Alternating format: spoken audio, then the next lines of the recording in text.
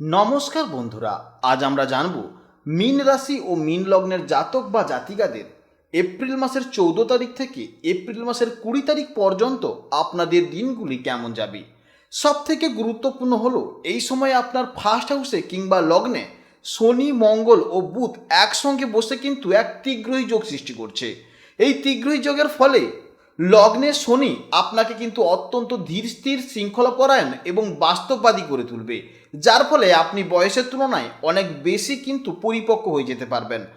এছাড়া বুধের উপস্থিতিতে আপনার বুদ্ধিবৃত্তিক হবে তীক্ষ্ণ এবং মঙ্গলের সাহসিকতা আপনাকে যে কোনো চ্যালেঞ্জের মোকাবিলা নিতে কিন্তু সাহায্য করবে।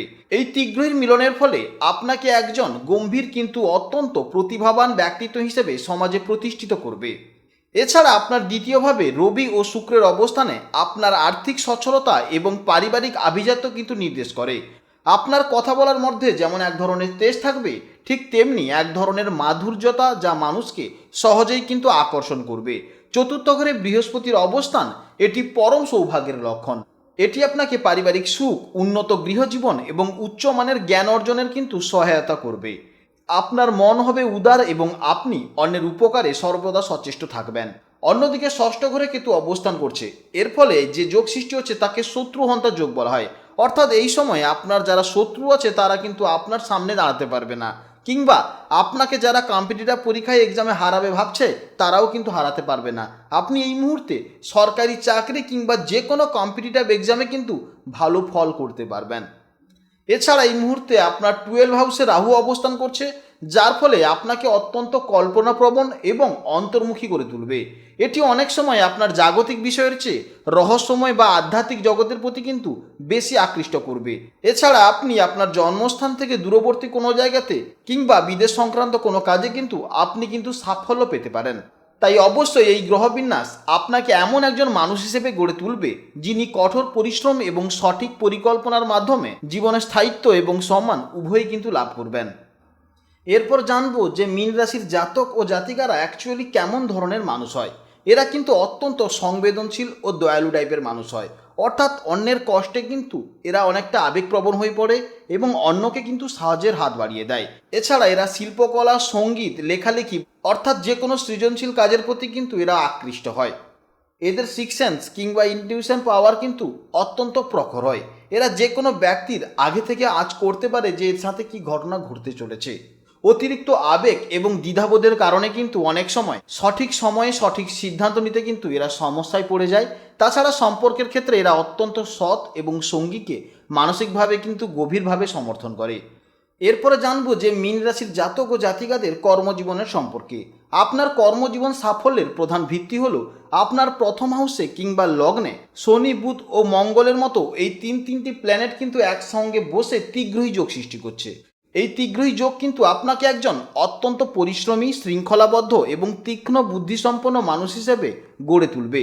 কর্মক্ষেত্রে আপনি যেমন মঙ্গলের প্রভাবে সাহসের সাথে চ্যালেঞ্জ গ্রহণ করতে পারবেন, তেমনি কিন্তু শনির প্রভাবে অত্যন্ত ধৈর্য ধরে কাজ শেষ করার ক্ষমতা রাখতে পারবেন।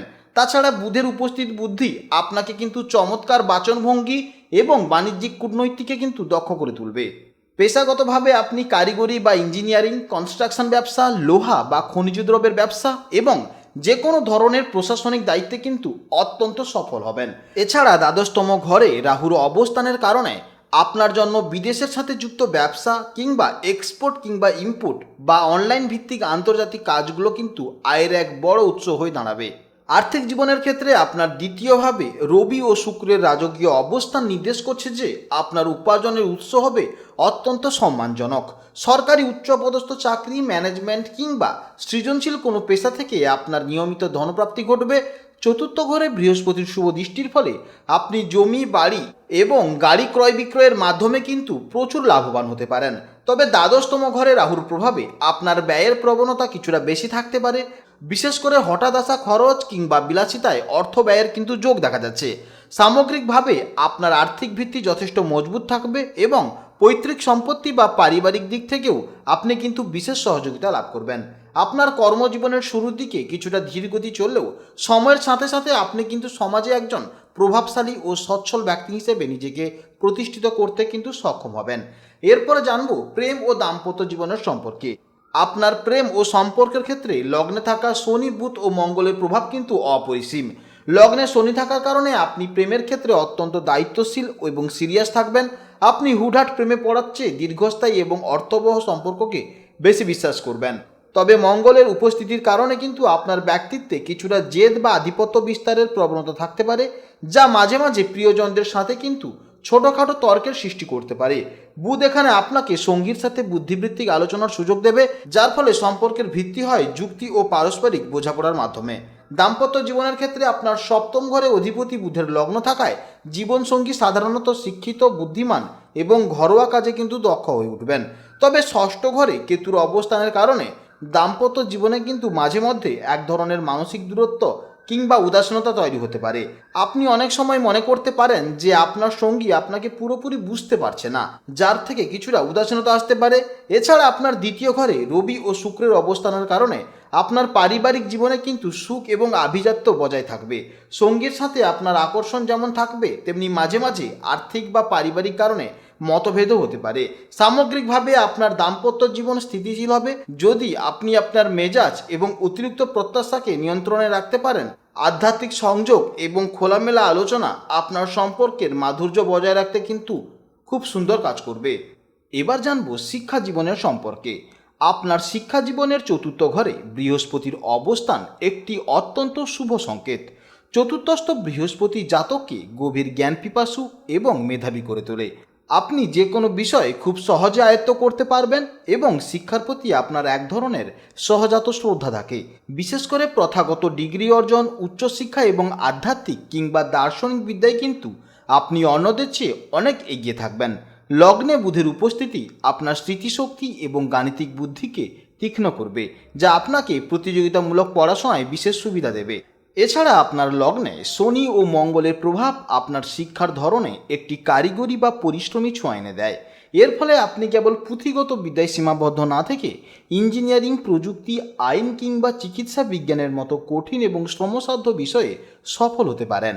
যদিও লগ্নে শনির কারণে প্রাথমিক শিক্ষায় কিংবা কোনো নির্দিষ্ট স্তরে কিছুটা ধীরগতি বা বাধা আসতে পারে, কিন্তু মঙ্গলের জেদ আপনাকে সেই বাধা অতিক্রম করে চূড়ান্ত লক্ষ্যে পৌঁছাতে সাহায্য করবে।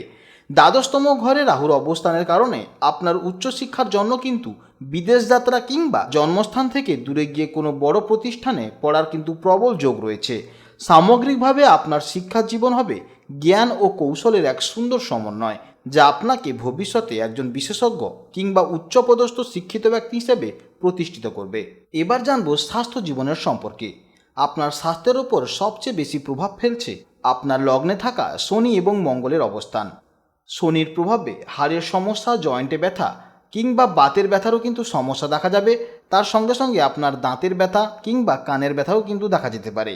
এছাড়া আপনার লগ্নে মঙ্গলের উপস্থিতির ফলে আপনাকে প্রচুর এনার্জি দিলেও আপনার কিন্তু রক্তচাপ বৃদ্ধি করতে সাহায্য করবে। এছাড়া পিত্তঘটিত সমস্যা কিংবা হুটহাট ছোটোখাটো চোট আঘাতের প্রতি কিন্তু ঝুঁকি থাকবে। বুধের উপস্থিতির ফলে স্নায়বিক দুর্বলতা কিংবা মাঝে মাঝে অতিরিক্ত চিন্তার কারণে মানসিক ক্লান্তিও অনুভব করতে পারেন। আপনার দ্বাদশভাবে রাহুর অবস্থানের কারণে অনিদ্রা কিংবা চোখের সমস্যা ইঙ্গিত দেখা দেয়। অনেক সময় গভীর রাতে জেগে থাকার প্রবণতা আপনার শরীরের স্বাভাবিক ছন্দে ব্যাঘাত ঘটাতে পারে। তবে চতুর্থ ঘরে বৃহস্পতির শুভ অবস্থান আপনার জীবনী শক্তি বজায় রাখতে ঢাল হিসেবে কাজ করবে। এটি আপনাকে বড় কোনো কঠিন ব্যাধি থেকে রক্ষা করতে সাহায্য করলেও লিভার কিংবা হজম সংক্রান্ত বিষয়ে আপনাকে সচেতন থাকতে হবে। ষষ্ঠ ঘরে কেতুর উপস্থিতি নির্দেশ করছে যে আপনার রোগ নির্ণয়ে কিন্তু মাঝে মাঝে দেরি হতে পারে কিংবা বিভিন্ন ধরনের অ্যালার্জি কিন্তু এই সময় আপনাকে দেখা দিতে পারে।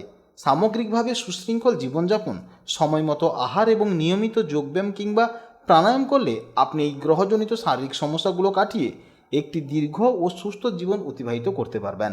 আপনারা ভালো থাকুন, সাবধানে থাকুন এবং সুস্থ থাকুন। জয় রাধে রাধে।